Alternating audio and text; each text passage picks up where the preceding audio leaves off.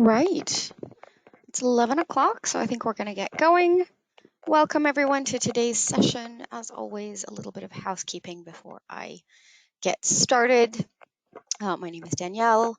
Welcome to today's session on ground stability, the risks and cracks behind climate change in collaboration with Conveyancing Data Services. You should be able to see a control panel on your screen, which allows you to ask written questions. Please feel free to submit those as we go along, and I'll try and get them answered either during or after today's session. We are recording today's session, so we will be able to share a recording or a copy of the slides, or both if you so wish. Just get in contact with us afterwards and we'll share those with you. And also just a little reminder, we are running a contest or a prize draw for all webinar attendees of each webinar each month. You'll be automatically entered into the prize draw to win Apple goodies, and I believe one attendee from one of the CDS Groundsure webinars from last month actually won an iPad. So if you do stay for the whole webinar, you will get entered in for the prize draw automatically. But if you've got any questions, obviously let us know. So let's get started. So in last month's session, we had a look at coastal erosion in different parts of the country and how climate change was impacting that specifically. Previous to that, we looked at mining and man-made ground subsidence. Now in this session, we're going to look at natural ground instability on a wider scale and actually how climate change is impacting that. So natural ground stability or subsidence refers to the upward, downward, or sideways movement of the ground. It's caused by a range of natural geological hazards. Of course, man-made factors also play into that as well. I know when we're talking about subsidence and what it looks like, there's various visible signs of subsidence happening at a property. They can include things like cracks in walls and ceilings, to the outside and internal brickwork, expanding of existing cracks already, cracks appearing after a long phase of dry weather, things like rippling wallpaper that isn't necessarily caused by damp. When you're opening and closing doors, if your doors stick or your windows might have a hard time opening or closing, or your door frames might be warped or have changed shape, all of those are potential kind of signs of some type of ground subsidence. So in the next few sections, we're going to be looking at the more common types of natural ground subsidence in a bit more detail. We are going to start with shrink-swell. Now, what is shrink-swell? Swelling clay and sort of large geographical areas where there's a lot of clay can change the volume of the ground due to changes in moisture, which can cause ground movement. So if you're in an area with a lot of clay, the ground basically expands and swells when wet. So get a lot of rain, the ground expands, and then as it dries up, it shrinks, contracts, and it dries out. Now, the moisture in the ground is related to, of course, a number of factors, including variations in weather, the vegetation effects, whether there's trees or various types of vegetation around, and of course, human activity. And such changes can affect building foundations, pipes, or various services. So again, think about just all of that movement over time, depending on what the weather's like. Of course, in the UK, we have such changeable weather where it'll be 28 degrees one day and then it'll be torrential rain the next day. So you can imagine this can cause a bit of an issue with movement. Now, the rock formations most susceptible to shrink-swell behavior are found mainly in the southeast. So here, many of the clay formations are too young to have been changed into stronger mud rocks, leaving them still able to actually absorb and lose a lot of moisture. Superficial deposits such as alluvium, peat, and laminated clays can also be susceptible to soil subsidence and heave. And yeah, heave is definitely a problem and a lot more common than I think people might realize. Now, as I mentioned earlier, during periods of excessive and prolonged rainfall, groundwater level can rise and cohesive soils such as clay have a potential to swell. And again, so that dry period and that wet period, In terms of areas that are really affected by this type of movement, London is a huge area for this type of ground movement. You've got areas in Essex, you've got Kent, a big chunk of land from Oxford up to the Wash. And this is because the clay formations underlying these areas are most vulnerable to losing moisture. New maps launched by the BGS, or the British Geological Survey, reveal how climate change is likely to drive an increase in subsidence-related issues for British homes and properties over the next 50 years. Experts at the BGS, the UK's geoscientific advisor, which helps to advise and advance our knowledge about changes in our environment, warns that the number of properties in the country facing subsidence issues and damages to property from shrink-swell is on the rise. With figures of just 3% in 1990, it's likely to reach 10% by 2070. Now, the BGS says that highlighting potential hazards early will help local authorities, developers, property owners to increase resilience to climate changes. Help them plan effectively and reduce their exposure to potentially high remediation costs. In a medium scenario for future emissions, the area of the country that is highly or extremely likely to see increased risk of clay-related subsidence increases by a third from 2020 to 2030 and triples by 2050. And the projections are similar in a separate high emissions scenario. But this data set allows the number of homes at risk of subsidence to be calculated. About 1 million homes were at risk in 1990, and this rises to 2.4 million in 2030 and 4 million in 2070. And really, when we're looking at the various homes that are being impacted, it really is London. London is going to be the one that's going to be the most affected, with nearly half of the capital's homes at increased risk in 2030.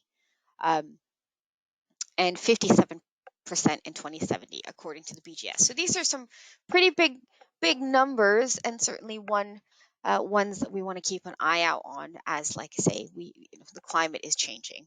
Now, London is the hotspot. A large number of properties in the greater London area are built on London clay, which is one of the most shrinkable of soil types, and it's highly susceptible to changes in volume caused by water content.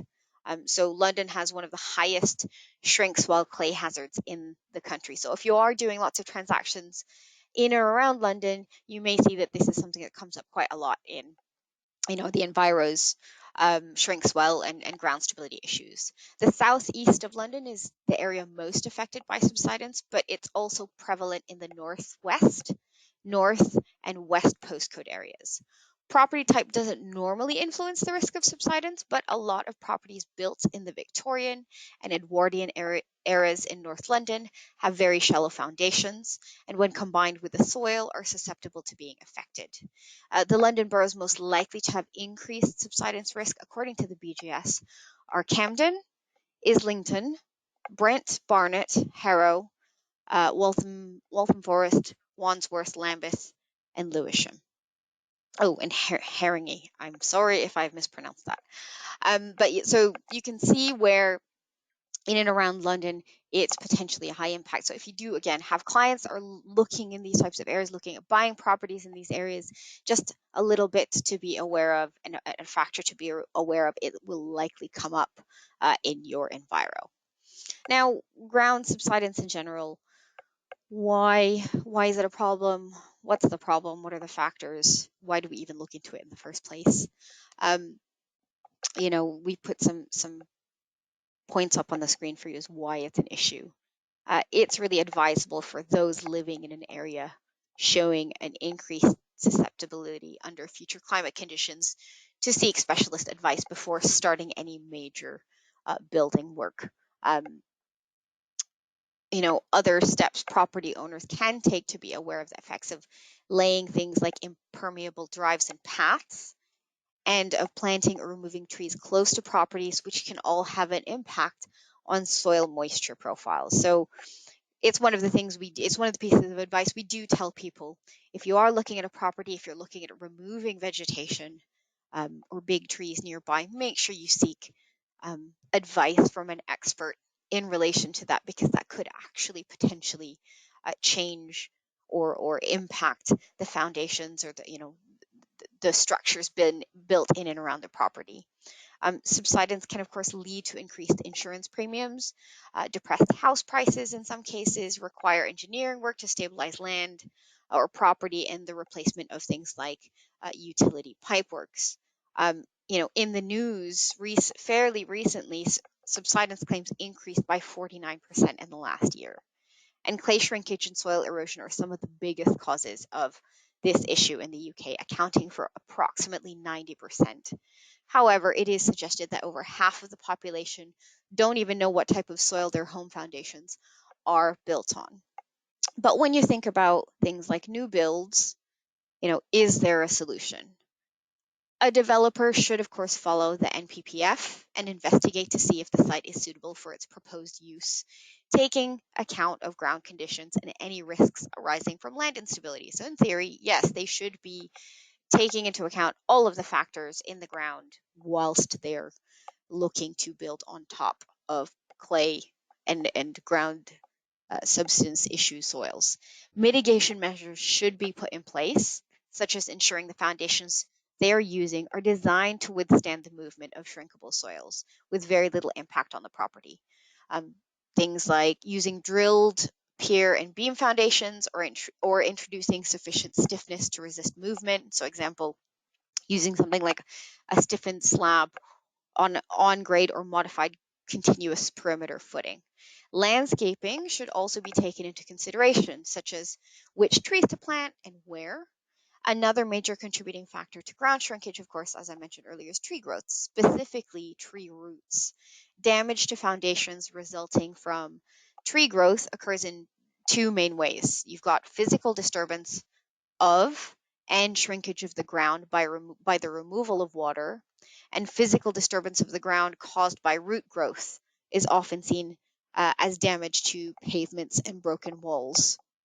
And shrinkage caused by water removal can lead to different settlement or building foundations. So all of these have their own kind of factors that they bring to the whole situation. So there are solutions for this with new builds. It is really, you would like to think that developers are, in fact, taking all this into account, and good developers will, as I'm sure they are, to make sure that these new homes that are being built will hopefully withstand these types of impacts. Moving on to another one that we get asked quite a lot about, sinkholes. So a sinkhole essentially happens, it's basically, of course, a giant hole or depression in the ground caused by some form of collapse of the surface layer. So this can be a natural process, but can also be excavated or triggered by human activity.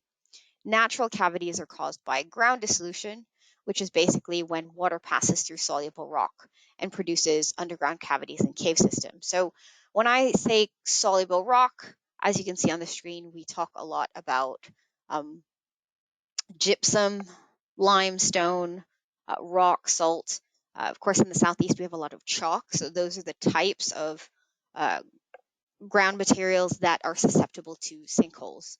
Now you've got two basic types of sinkholes, as you can see on the screen. You've got cover, subsidence sinkholes are the most common types. They're formed by rainfall percolating or seeping through the soil, which basically absorbs carbon dioxide and reacts with decaying vegetation. And it creates a slightly acidic water.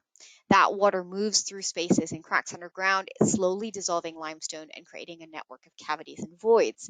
As the limestone dissolves, pores and cracks are enlarged and carry even more acidic water, so it just compounds itself. Sinkholes are formed when land surfaces above collapse or sink into the cavities, or when surface material is basically carried downwards into the voids. And cover, subsidence sinkholes are often formed over a long time and can actually be a little bit less severe and abrupt than other kinds of sinkholes. And then you've got cover collapse sinkholes. They are rarer and usually the sinkholes you hear about in the news because they happen quite suddenly and they can be quite big if you've seen any of the photos in the news. A cover collapse sinkhole is the same process but occurs out of sight and can be quite dramatic because naturally occurring cracks and small voids underneath the surface are hollowed out, of course, by water erosion with a cover of soil or sediment remaining on top. And eventually, as the hole expands, the top layer obviously can't be supported and it can't support its own weight. And then, of course, it'll suddenly collapse to reveal a big cave underneath. So, and then what other types of sinkhole do you get? So there's some other more common ones under certain conditions. You've got, and what are the factors? So surface water is definitely a factor when it comes to sinkholes.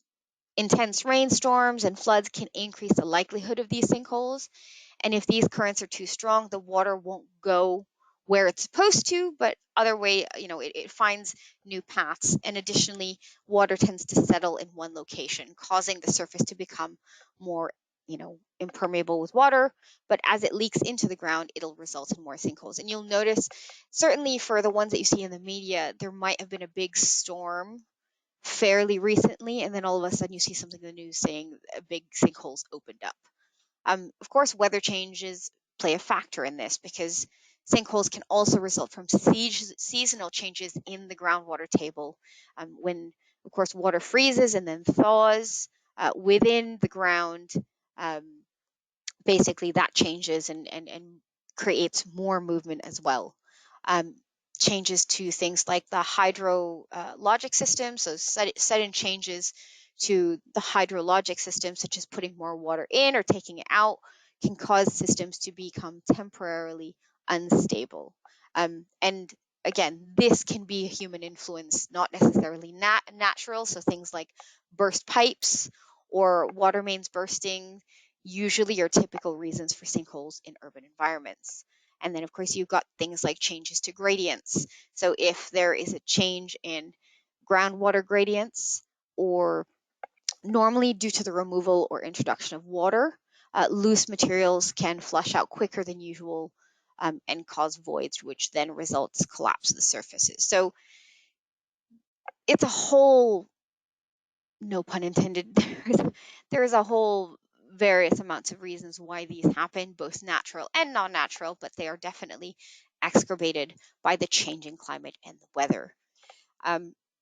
Hopefully nobody listening in today is from this area, but this is the sinkhole capital of the UK.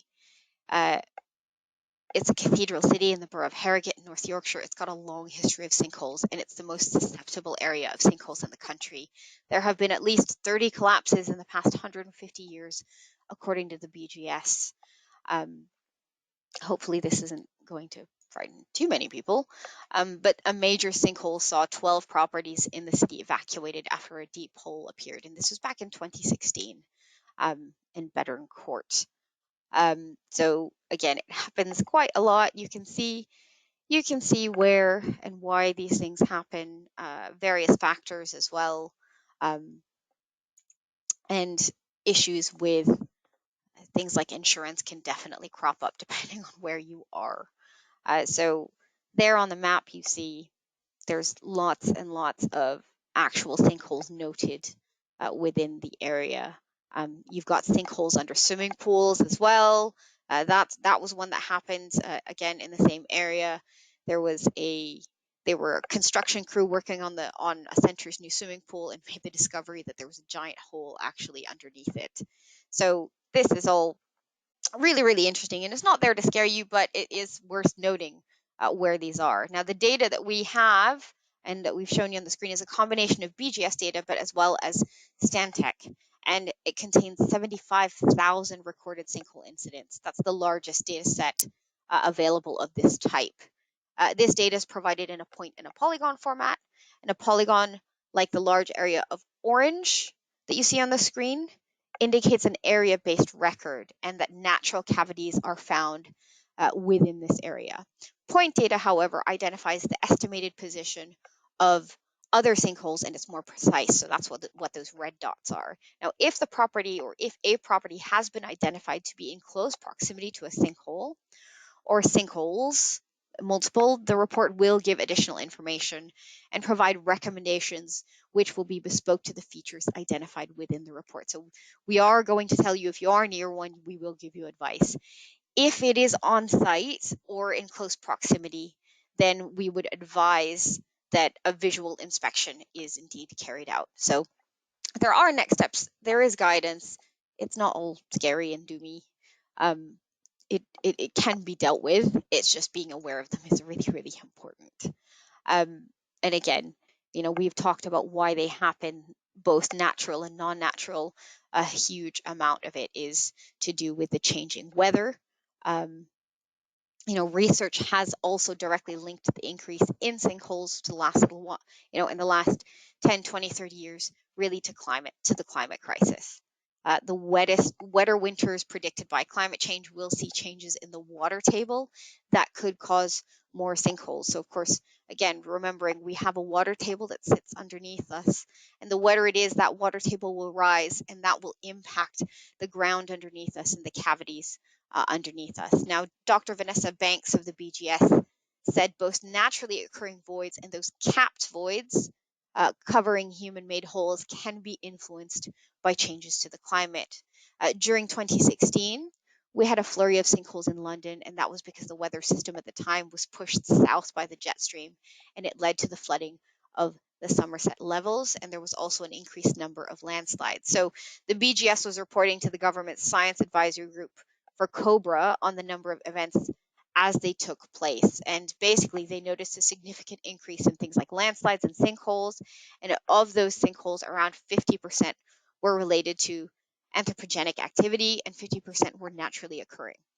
And the influence of dry weather can also be very important, because she said as cracks form in soils which subsequently struggle to bind to anything as firmly as before, they can become wedged open with different substrates and even form new pathways for water, leading to opportunities for more movement and eventual collapses. So this is all happening in and around and all over the country. And severe and more prolonged rainfall from both Storm Kira and Storm Christoph, which I believe was 2020, were likely the result of these two sinkholes, or 2021, sorry, these two sinkholes opening up that you can see on the screen. So one in Essex and one in Manchester. Again, you hear about this stuff. It is very scary when you think about it, because the media like to make a splash, but this does happen. And it's just very wise to be aware of these types of events. I'm not going to dwell too much on slope instability. We did cover a lot of that in the whole coastal erosion thing, but slope instability also is landslides. Slope instability occurs when particular characteristics combine to make the slope unstable, which causes the downward movement of materials, like a landslide or a rockfall. So factors being, as you see on the screen, geology, topography, weathering, drainage, construction, all of those can impact whether or not an area may be prone to landslides or coastal erosion, or a bit of both. In this case, we're really looking at the landslide aspect of things. In terms of climate change, as it says on the screen, you've got these long stretches of dry and then intense short bursts of very, very wet weather all impact this, and it's not really good for us. A common landslide scenario in the UK is for an intense storm to trigger landslide activity after there had been a gradual decline in stability during a prolonged wet period. So, i.e., there's lots of rainfall and groundwater conditions. Both of those have a long-term and short-term influence on slopes. And then something extreme can happen, and then it'll trigger something like a landslide. Reservoirs in the Brecon Beacons are increasingly being polluted by landslides and have been described as a dramatic warning of climate change. Extreme rainfalls in recent years has led to an increase in the slips, the National Trust and Welsh Water have said, and they result in the water being supplied to the 1.5 million homes and businesses turning pink and requiring additional treatment. Landslips were never unusual on these steep-sided slopes, but they're actually now happening with increasing regularity. So a quick glance further up the valley towards the summit of Penifan, the highest peak in South Wales, and 2 more are clearly visible with a further 7 or 8 out of sight. So happening a lot more common. You know, that image showing sandstone sediment being mixed with the reservoir water, you can see it's kind of a pinky brown color, not super attractive.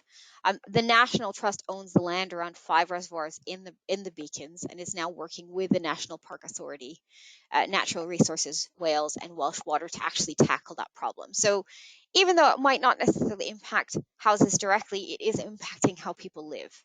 And they've got a pilot scheme to plant 9,000 willow trees on slopes deemed high risk to try and slow down the flow of water when it rains, to actually stop soil from slipping and being washed away.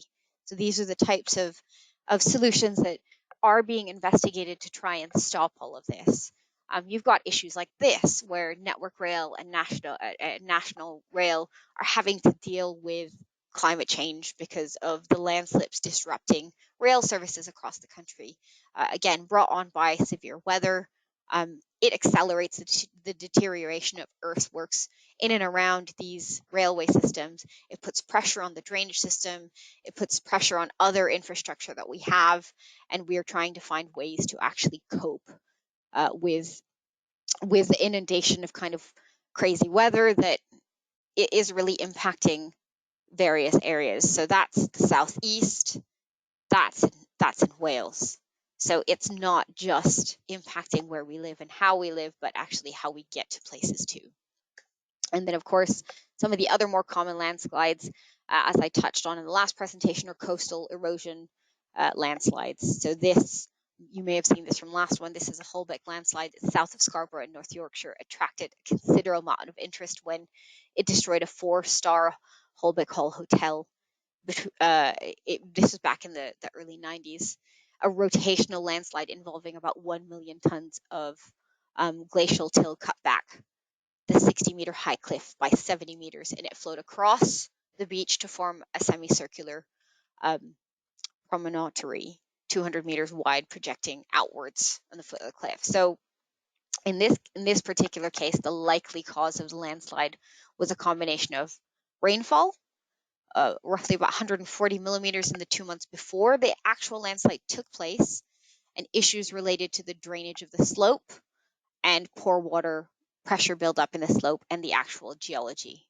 And the first signs of actual movement on this cliff were seen 6 weeks before the main failure, where the cracks developed in the tarmac surface of footpaths running across the cliffs, and these were filled to stop ingress of water to the cliff. But when the cracks reopened shortly before the main failure, the council had actually closed the cliff paths below the hotel. At this time, a small path of the hotel garden was also observed to have suffered a little bit of movement. And then when when the hotel fell into the sea, questions arose as to whether coastal erosion had caused this. And although it turned out to be due to a mudslip caused by rainfall, just 13 miles down the coast, is an area that remains one of the most at risk for coastal erosion. So again, it's all kind of tied up together. And then when you start looking at time scales, you're looking at 20 or 50 or 100 year, and actually how much something can move in that period of time, i.e. 40 meters or 100 meters or 2 meters, that's a considerable speed. So, and when we're looking at homes in and around these types of areas, the average rebuild cost for houses in that postcode is roughly about £186,000. So a big chunk of change. And again, these are other examples of coastal erosion and ground movement that can happen in all different parts of the country. This was in the Isle of Sheppey, and you can see not a great look for that house, and certainly very, very catastrophic, and brought about by quite a lot of weather. And it's that specific area is actually mainly made out of London clay, and it's actually been slipping into the river over many, many years, particularly the Thames estuary after heavy prolonged rainfall. So there are small communities in and around the country that are located along the coast and near estuaries that are having to be addressed and looked at and potentially abandoned because of the changes in weather. Moving on to the data. So as we already know, shrink-swell is the volume change. It's a big problem. The map shows the shrink-swell geohazard in London. So here's an example of what that looks like and what you might find in a report. This particular area, what you see on screen, this rating is a moderate to high. So the shrink-swell assessment is new data from the Geological Authority, the BGS. It gives a property-specific indication of susceptibility to shrink-swell subsidence given underlying geological properties. The proximity of trees as well. So we use the Blue Sky National Tree Map and the characteristics of local buildings. We know what tree proximity means, but when we talk about things like underlying geology, well, what makeup is the property situated on in terms of the ground? In terms of other factors that they look into, well, the local building age, the age of the property, obviously that doesn't apply if it's a new build, but due to the changes in foundation design and building regulations, the age of a property gives an indication of the potential foundation depth likely to be associated with the building. And also things like local drainage, and that indicates the subsidence susceptibility due to drainage failure. Things like clay pipes have a higher chance to crack as a result of shrink swell and resulting ground movement, and therefore can excavate possible movement in the vicinity of the cracks. Other types of things that we look at, with the local building types, because people are like, well, what does it matter if something, how old a building is?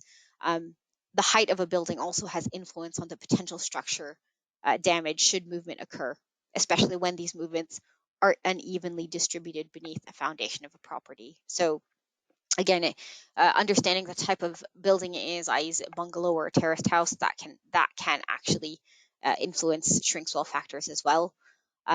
So these are all included in here. We look at all of these 6 input factors that you see on the screen, and it is presented to you with a scale.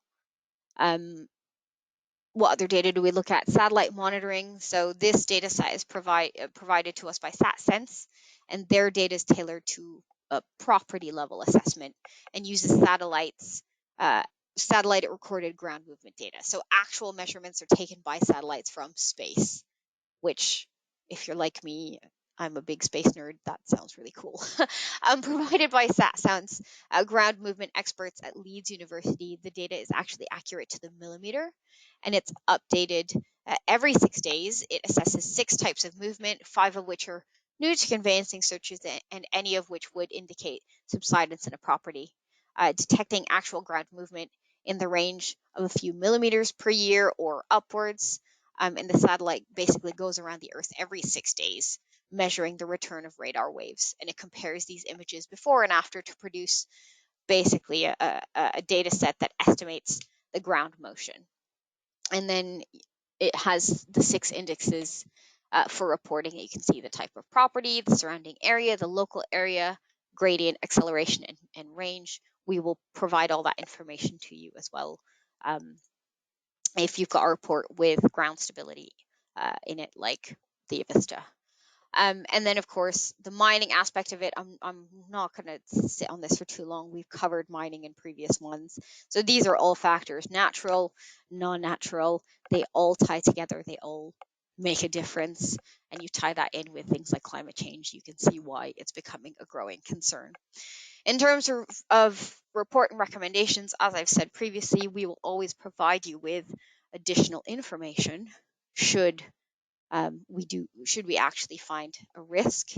Now, if a survey has been undertaken at a property that considers ground instability and no issues were found, then no further action is required.